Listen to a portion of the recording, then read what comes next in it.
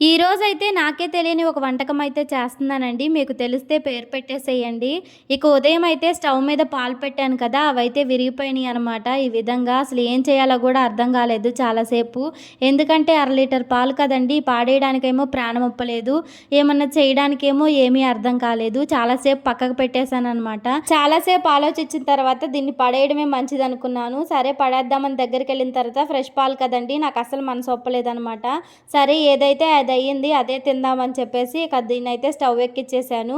దీంట్లో నుంచి వాటర్ వస్తాయి కదా! అవన్నీ పారబోసేసానండి. తర్వాత వచ్చేసి దీంట్లో కొంచెమంత యాలకుల పొడి, అదేవిధంగా పంచదార వేసుకొని దీంట్లో నుంచి వాటర్ అంతా బయటికి రిలీజ్ అయ్యేంత వరకు కలుపుకున్నాను. వీడియోలో చూశారు కదా!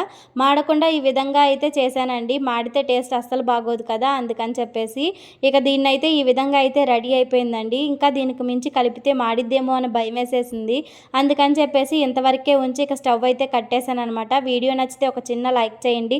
ఛానల్‌ని అయితే సబ్స్క్రైబ్ చేసుకోండి. Thank you.